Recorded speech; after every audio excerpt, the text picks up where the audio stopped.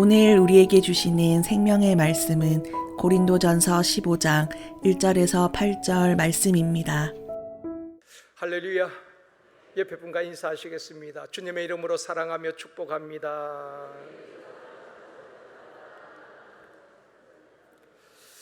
다시 한번요, 이 시간 은혜 받읍시다.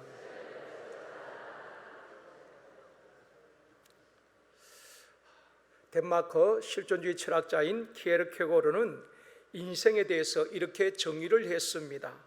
인생이란 불안의 기차를 타고 절망의 터널을 지나 죽음이라는 종착역에 이르는 것이 인생이다. 나름대로 그렇게 정의를 했습니다. 믿지 않는 사람들은 죽음이 인생의 끝이라고 생각합니다. 그래서 인생 살면서 큰 위기를 만나거나 절망적인 상황 앞에서 최후의 도피처로 죽음을 선택하는 경우도 있습니다. 그래서 최근에 정치인들도 연예인들도 극단적인 선택을 하는 경우가 있습니다. 과연 죽음이 인생의 끝일까요? 예수 그리스도의 부활 사건이 주는 메시지는 결코 죽음이 인생의 끝이 아니다는 것을 보여주고 있습니다.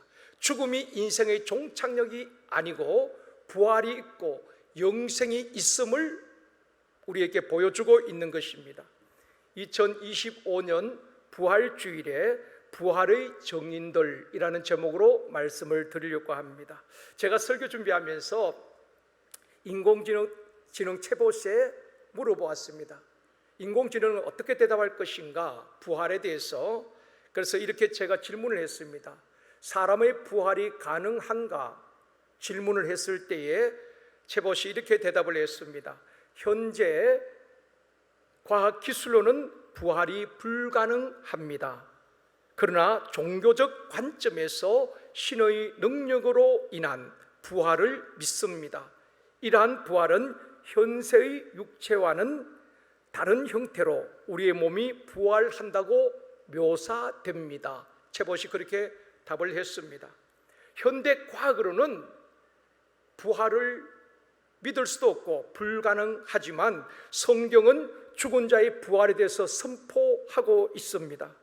나인성 과부의 아들이 죽었을 때에 우리 주님이 관에 손을 대시고 청년아 내가 내게 말하노니 일어나라.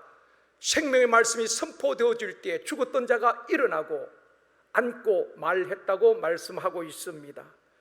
또 죽어 냄새나는 나사로도 살리셨고 우리 주님께서도 사망 권세 이기시고 다시 살아나신 줄 믿습니다. 기독교는 무엇을 믿습니까? 우리는 무엇을 믿어야 하는가? 우리가 네 가지 신앙이 확실해야 됩니다. 그래야지 흔들리지 않습니다. 첫 번째는 하나님께서 말씀으로 우주 만물을 창조하셨고 사람을 창조하셨다는 것을 믿는 창조신앙이 확실해야 되는 것입니다. 이 세상 모든 우주 만물은 우연히 생성된 것이 아니고 하나님께서 말씀으로 빛이 있으라 하심에 빛이 있었고 말씀으로 창조하셨고 우리 사람은 원숭이가 진화해서 사람이 된 것이 아니라 하나님께서 흙으로 지으시고 생기를 불어넣으시니 생명이 된지라. 우리 하나님께서 우리 사람을 창조하셨다는 창조신앙을 확실히 믿어야 하는 것입니다. 그래서 어떤 학자들은 이렇게 말했습니다. 창세기 1장을 믿는 사람이라면 성경 전체를 믿을 수 있고 창세기 1장을 믿지 못한다면 성경 전체를 믿을 수 없다고 이야기했습니다. 두 번째로 우리가 확실하게 믿어야 될 것은 예수 그리스도로 말미암아 구원받는다는 구원신앙이 확실해야 되는 것입니다. 종교다원주의자들처럼 어떤 종교든지 열심히 믿는다고 구원받는 것이 아니라 오직 예수 그리스도로 말미암아 구원받는다는 구원신앙이 확실해야 되는 것입니다. 세 번째는 사람이 한 번은 죽지만은 죽음으로 끝나는 것이 아니라 심판날 우리를 다 다시 살린다는 부활신앙이 확실해야 되는 것입니다. 네 번째는 우리 주님 가실 때 다시 오마 약속하신 그 주님은 반드시 다시 오신다는 재림신앙이 확실해야 하는 것입니다. 이것은 창세기에서 요한계시록까지 성경 전체의 주제이고 핵심인 것입니다. 사랑하는 성도 여러분, 이 네 가지 신앙, 창조신앙, 구원신앙, 부활신앙, 재림신앙을 확실히 믿고 그 믿음 위에 든든히 서는 저와 여러분의 믿음이 되어지기를 주님의 이름으로 축원합니다.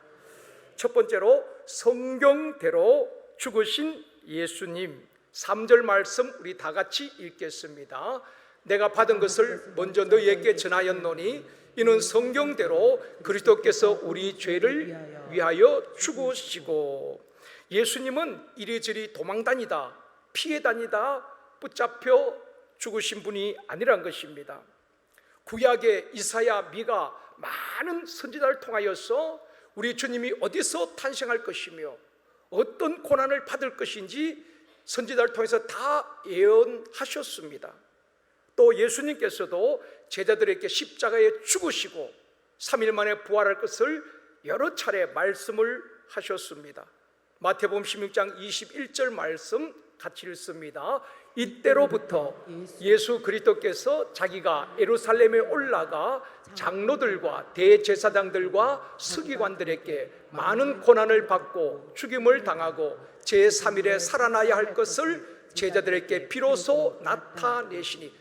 사랑하는 성도 여러분, 사람이 내일 일을 알 수 없잖아요. 내가 언제 어떻게 죽을지 확실히 아는 사람 아무도 없습니다.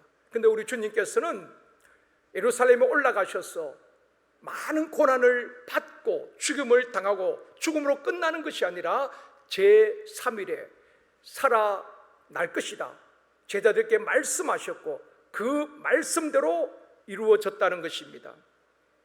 성경이 예언한 대로, 주님께서 말씀하신 대로 죄 없으신 예수님께서 우리의 죄와 허물, 질고와 저주를 담당하시고 십자가에 죽으셨다, 성경대로 죽으셨다라고 오늘 말씀하고 있습니다. 하와이에 가면은 몰로카이 섬이 있습니다. 날씨가 좋은 날은 본 섬에서 몰로카이 섬이 보일 정도로 그렇게 먼 거리는 아닙니다. 그 몰로카이 섬의 그 섬에는 천벌을 받은 사람들이 모여 사는 곳이라고 인식될 만큼 그곳에는 나병 환자들이 모여서 외롭게 살아가는 그 섬이었습니다. 우리나라도 소록도에 가면은 나병 환자들이 모여서 사는 소록도가 있듯이 지금도 일부 환자들이 거주하고 있는 그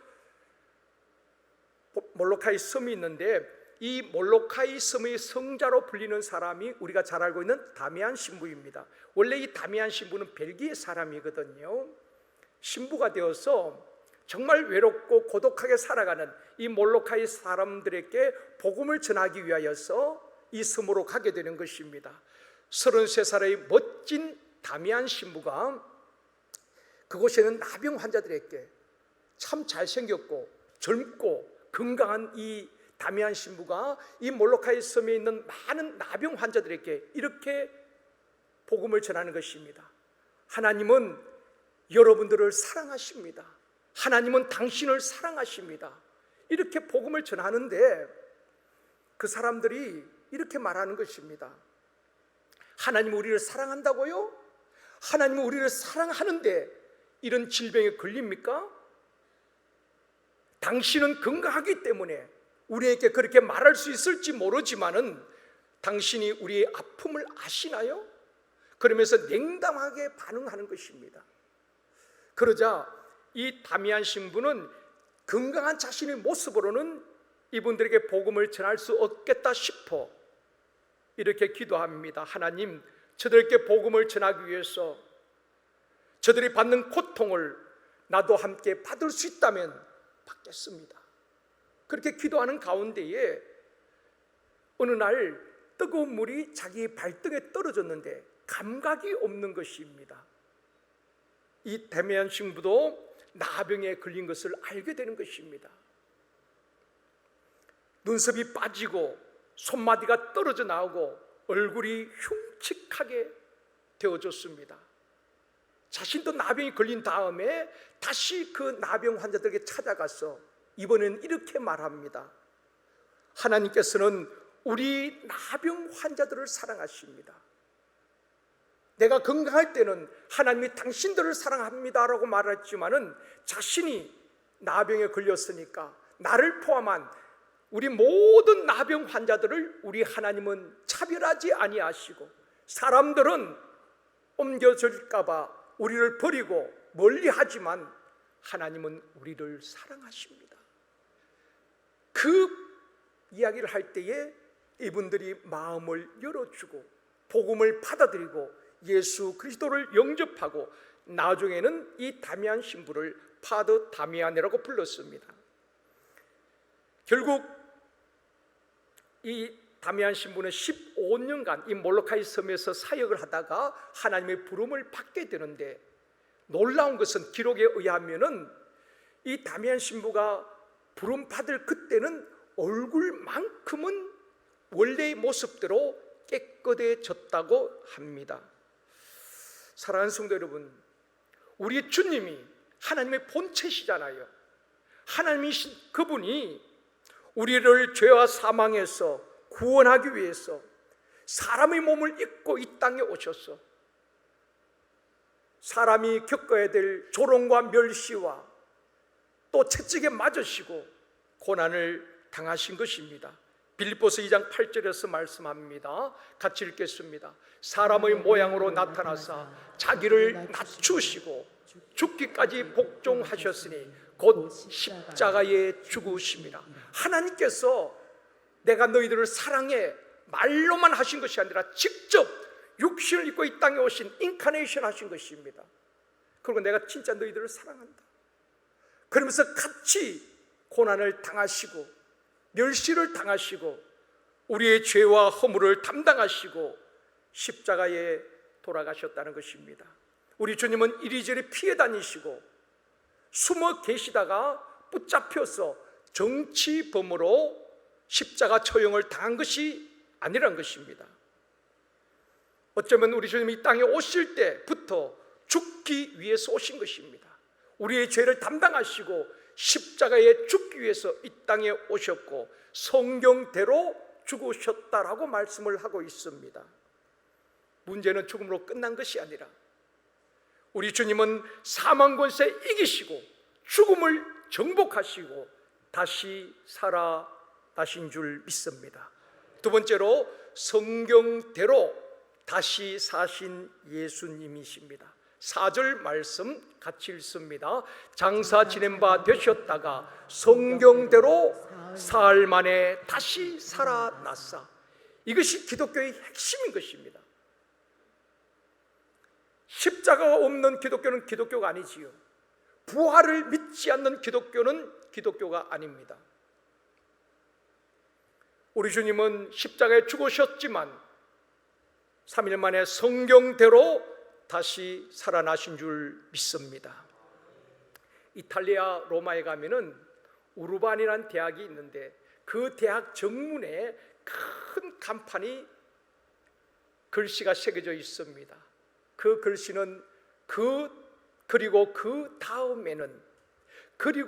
다음에는 물론 이탈리아 글씨로 써졌지요.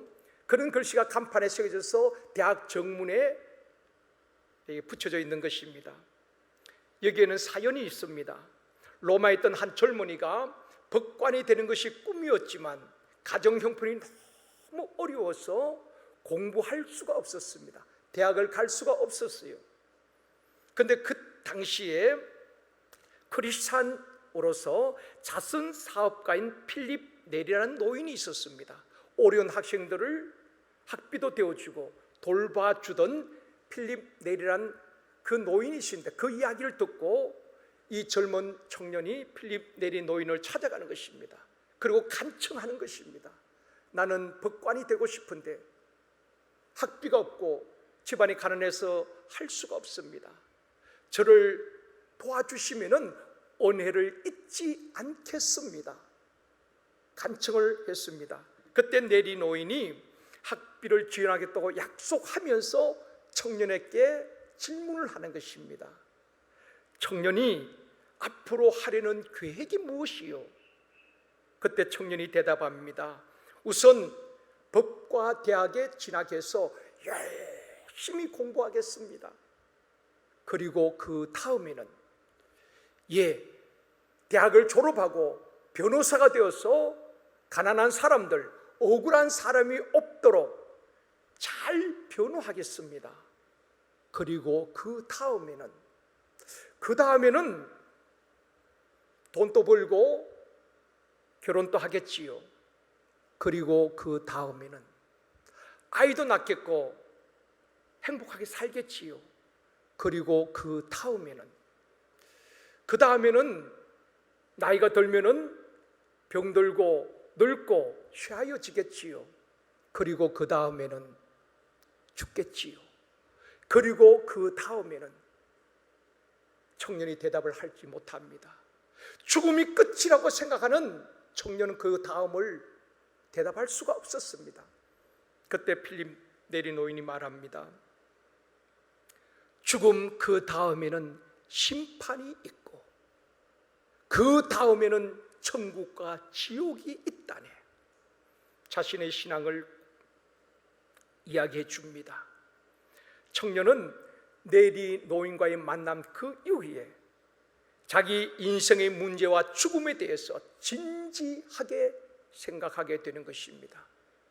자기는 법관이 되고 변호사가 되고 돈을 벌고 결혼하고 행복하게 사는 것이 목표였습니다. 자신의 꿈이었고 야망이었습니다. 근데 그리고 그 다음에는 이 질문 앞에 과연 죽음이 끝일까? 죽음 그 이유가 있다면은 사람은 어떻게 되는 것인가?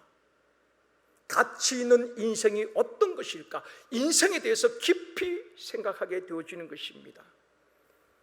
결국 청년은 법관이 되는 꿈을 내려놓고 우르반 대학에 종교학을 공부하고 인격적으로 주님을 만나게 되는 것입니다. 그리고 많은 사람들에게 영향력 있는 그리스도인이 되어지고 후에는 교수가 되어서 자신의 모교인 우르반 대학에 자기가 받았던 그 질문 그리고 그 다음에는 이 간판을 붙이고 자기와 똑같이 세상적인 야망과 꿈을 이루기 위해서 대학에 온 많은 후배와 학생들에게 인생에 대해서 진지하게 생각할 수 있도록 그 간판을 써 붙여 놓았다고 합니다. 사랑하는 성도 여러분, 우리도 이 질문 앞에 서게 됩니다. 그리고 그 다음에는 지금까지 여러분 살아오면서 어떠했습니까? 이 문제 해결되고 나면은 이제는 큰 문제 없겠지. 그런데 문제가 없던가요? 우리 앞에는 끊임없이 파도처럼 이 문제 해결되고 나면 또 다른 문제가 밀려오기도 하고 이 염려 근심 끝나면 이제는 한숨 돌릴 것 같은데 또 다른 염려와 근심거리가 우리 앞에 밀려오는 것이 우리의 인생 아닐까요? 어떤 면에 보면은 문제는 끝이 없고 염려 근심거리는 끝이 없이 우리 앞에 밀려오는 것입니다. 믿음의 사람들은 문제가 없는 것이 아닙니다. 똑같이 우리 앞에도 문제가 있습니다. 영적인 문제, 육적인 문제, 사업자인 문제, 자녀 문제, 건강 문제, 끊임없이 문제 앞에 우리가 서게 되는 것입니다. 그리고 그 다음에는 또 무엇일까? 이 문제가 해결되면 또 어떤 문제가 나를 기다리고 있을까? 이 상황이 해결되어지고 나면 또 어떤 일들이 나를 기다리고 있을까? 우리는 끊임없이 이 질문 앞에 서게 되는 것입니다. 원하기는 우리가 확실한 믿음을 가지고 문제 없는 인생은 없지만 문제 앞에 믿음으로 반응하면서 승리의 삶을 살아내는 저와 여러분이 되어지기를 원합니다. 구약 선지자들이 예언한 대로 주님께서 말씀하신 대로 오늘 성경에는 말씀합니다. 예수님은 성경대로 죽으셨고 성경대로 다시 살아나셨다고 말씀하고 있습니다. 이 말씀은 사람이 조작한 것도 아니고 주님 부활 사건은 꾸며낸 이야기도 아니란 것입니다. 성경대로 예언대로 죽으시고 부활하셨다고 말씀합니다. 만약 예수 그리스도께서 부활하시지 못했다면, 그것이 사실이 아니라면 하나님은 전 인류를 상대로 최대의 사기극을 벌인 것일 겁니다. 베드로가 전한 복음이 무엇입니까? 바울이 생명 걸고 전한 복음이 무엇입니까? 사도들이 전한 복음이 무엇입니까? 우리 신앙의 선배들이 기독교 2000년 역사 속에 생명 걸고 지켜온 것이 무엇입니까? 우리 주님 십자가 사건과 사망 권세에 계시고 부활하신 이 복음을 전했고, 이 복음에 생명을 걸고 믿음을 지켰던 것 아니겠습니까? 부활의 복음을 전하였지만은 고린도 교회 성도들은 의심하고 믿지 않는 사람들이 있었던 것 같습니다. 꽤나 많이 있었던 것 같습니다. 그래서 고린도전서 15장 12절에 이렇게 말씀합니다. 같이 읽습니다. 그리스도께서 죽은 자 가운데서 다시 살아나셨다 전파되었거늘 너희 중에서 어떤 사람들은 어찌하여 죽은 자 가운데서 부활이 없다 하느냐. 고린도 교회 성도들 가운데서 부활을 믿지 않거나 부활에 대해서 의심하는 성도들이 꽤 있었던 것 같습니다. 그래서 고린도전서 15장을 부활장이라고 말하고 있습니다. 사람이 어떻게 부활할 것이며 부활한다면 어떤 몸으로 부활할 것인가 15장에서 말씀해 주고 있습니다. 15장에 보면은 계속 반복되는 단어가 있습니다. 만일이라는 가정법을 써서 이야기하고 있는데요, 13절에 보면 만일 죽은 자의 부활이 없으면, 16절에 만일 죽은 자가 다시 살아나는 일이 없으면, 19절에 만일 우리가 바라는 것이 이 세상의 삶뿐이라면, 29절에 만일 죽은 자들이 다시 살아나지 못하면, 이런 만일이란 단어를 계속 쓰고 있습니다. 만일 부활이 없다면은 14절에 말씀합니다. 같이 읽겠습니다. 그리스도께서 만일 다시 살아나지 못하셨으면 우리가 전파하는 것도 헛것이요 또 너희 믿음도 헛것이며, 만약에 주님의 부활이 없었다면, 주님의 부활이 거짓이라면 저와 여러분이 전도하는 것 다 헛된 일입니다. 선교하는 것 낭비일 겁니다. 우리의 믿음도 헛된 것입니다. 그러면서 바울은 덧붙여서 이렇게 말합니다. 만일 주님의 부활이 없다면 예수 믿는 사람, 바로 오늘 사부에 나오신 저와 여러분이 세상에서 가장 불쌍한 사람이라. 그렇잖아요. 여러분, 믿지 않는 사람들은 주말 되면은 여행을 떠나기도 하고 주말이 되면은 벚꽃놀이 가기도 합니다. 금요일까지 열심히 일하고. 그런데 우리는 어떻습니까? 금요일까지 직장생활, 가정생활, 주어진 일들을 열심히 하고 토요일엔 또 와서 교회 대청소하고 주일은 아침부터 밤늦도록 예배 드리면서 또 우리 할렐루야 찬양들은 사부 때 찬양만 한 것이 아니라 오늘 찬양 칸타타도 또 해야 되는 것입니다. 또 각 부서에서 교사로, 주차 안내로, 방송실에서 또 샘터 모임, 예배 드리는 이 모든 것이 헛것이다. 그래서 불신자들은 그렇게 생각합니다. 우리 월급 받아서 쓰기도 부족한데 예수 믿는 사람들 보면은 그 가운데 11조를 드리고 선경금을 드리고 또 불났다고 구제금해서 구제금도 드리고 그들이 볼 때는 참 어리석어 보이지요. 주일날은 교회 가서 온종일 봉사하고 헛된 것처럼 보입니다. 여러분 죄송하지만 옆에 분 한번 살짝 보시길 바랍니다. 불쌍해 보입니까? 아니면 행복해 보입니까? 세상 사람들이 볼 때는 예수 믿는 사람들이 불쌍해 보일 수 있지요. 바울도 그렇게 말합니다. 만일 부활이 없다면 예수 믿는 사람이 진짜 불쌍한 사람이다. 그러나 부활이 있기에 결코 불쌍한 사람이 아니라, 우리는 이 땅의 것만 바라는 사람이 아니라 장차 들어갈 하늘나라를 바라보고 장차 받을 의의 면류관, 생명의 면류관을 바라보는 자들 아닙니까? 이 부활 소망이, 이 부활의 기쁨이 저와 여러분에게 충만하기를 원합니다. 믿음의 선진들은 죽음이 끝이 아니라 이 부활을 믿었기 때문에 죽음까지도 두려워하지 아니하고 순교자의 길을 걸어갈 수 있었던 것입니다. 부활을 의심하는 고린도 교회 성도들을 향하여서 바울은 부활의 확실성에 대해서 말씀합니다. 세 번째, 부활의 정인들입니다. 예수님의 부활은 꾸며낸 이야기도 아니고 조작된 사건도 아닙니다. 역사적인 사건이요 팩트란 것입니다. 여러분 가끔 도로를 가다 보면 이런 현수막 보셨을 것입니다. 목격자를 찾습니다. 사고 일시, 몇 월 며칠 몇 시, 목격자를 찾는 현수막을 보셨을 것입니다.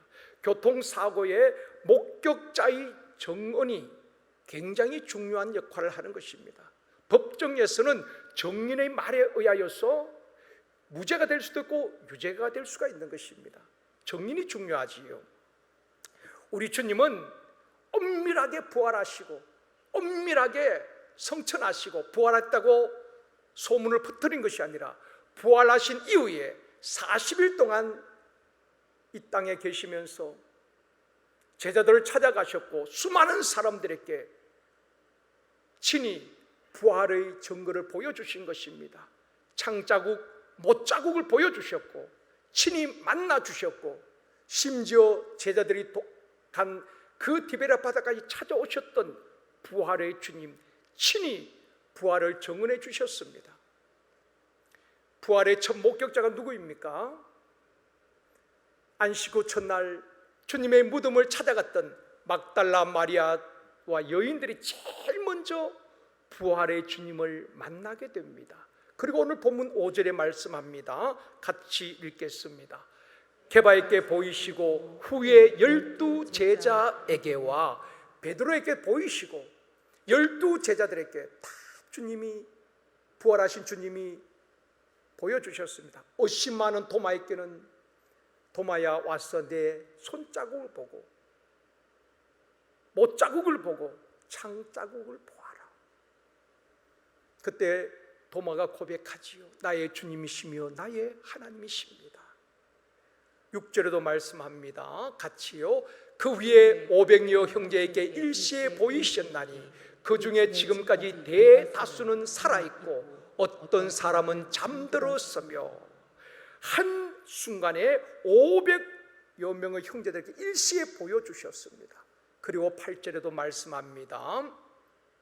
맨 나중에 만삭되지 못하여 난 자 같은 내게도 보이셨느니라. 바울 자신에게도 부활의 주님이 찾아오셔서 보여주셨다는 것입니다. 이처럼 부활의 주님을 목격한 사람은 수없이 많이 있다는 것입니다. 이것은 주님께서 사람들의 거짓된 증언을 일축시키는 일이기도 합니다. 친히 40일 동안 보여주셨고 500여 무리들께서 직접 보여주셨고 그 부활의 증인들 통해서 예수 부활은 사실한 것을 우리 주님께서 보여주신 것입니다. 세상에 수많은 종교들이 있지만 크게 두 가지로 나눌 수가 있습니다. 산 종교가 있고 죽은 종교가 있으며, 교주가 살아있는 종교가 있고 교주가 죽은 종교가 있고, 생명을 주는 종교가 있고 생명을 주지 못하는 종교가 있고, 교주의 무덤이 닫혀있는 종교가 있고 교주의 무덤이 열려있는 종교가 있습니다. 어떤 교주가, 어떤 영웅 혹을 열사, 통치권, 또 모든 권력자들이 죽음을 이기고 다시 살아난 사람은 없습니다. 그러나 우리 주님은 성경은 확실하게 우리에게 말씀하고 있습니다. 죽으시고 3일 만에 성경대로 다시 살아나셨느니라. 이것이 기독교의 진리인 줄 믿습니다. 이것을 우리가 끝까지 붙들어야 될 진리의 말씀인 것입니다.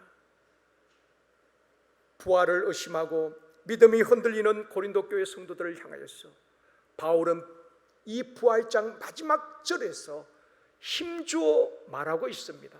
58절 이번 주 암송 말씀 같이 읽겠습니다.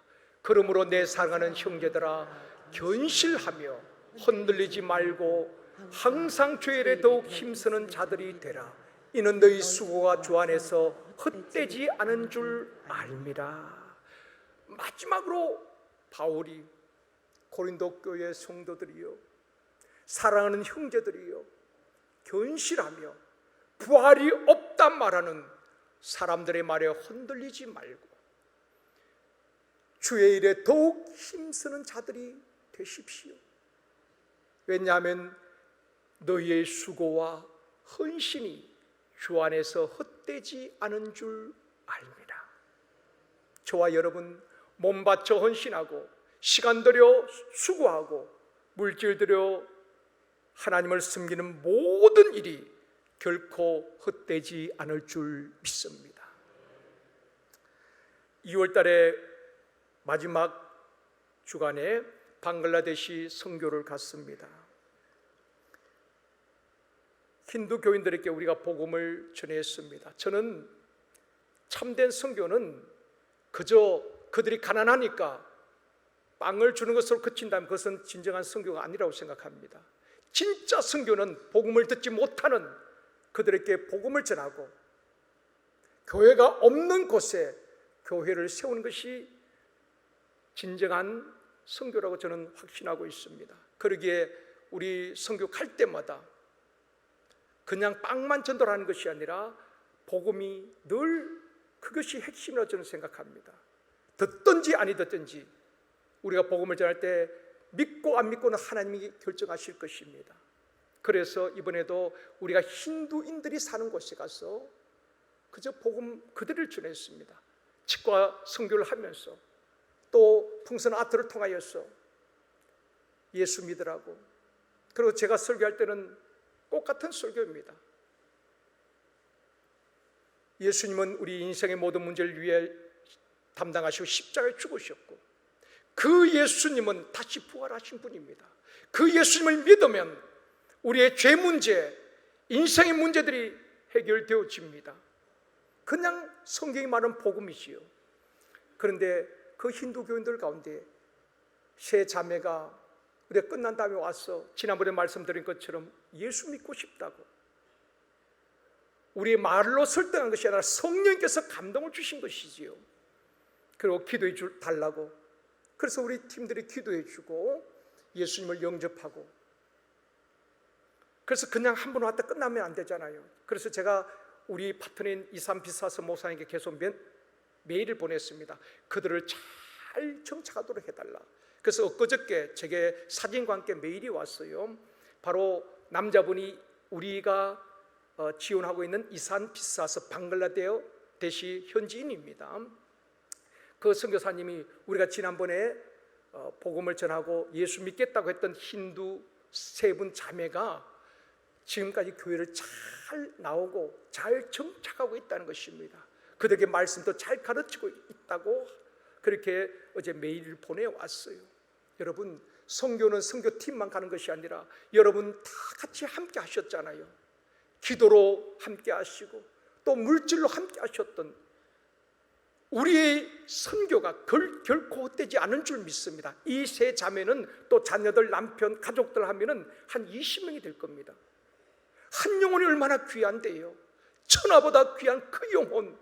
우리 교회에서 만약에 그 힌두인들이 3명, 아니 그 가족들까지 주님께 돌아왔다면 우리가 주님 앞에 섰을 때에 우리 모두의 상급이요 면류관인 줄 믿습니다. 그러기에 우리의 헌신과 수고는 결코 주 안에서 헛되지 않은 줄 믿습니다. 말씀을 맺겠습니다. 사랑하는 성도 여러분, 사람들은 우리의 수고와 헌신이 헛되다고 할 수 있겠지요. 그러나 우리 주님은 다 기억하신 바 되어지고 그날에 우리를 칭찬해 주실 줄 믿습니다. 사람이 뭐라고 말하든지 결코 흔들리지 아니하고 주의 일에 더욱 힘써 쓰임받는, 그리고 풍성한 열매 맺는 우리 모두가 되어지기를 주님의 이름으로 축원합니다.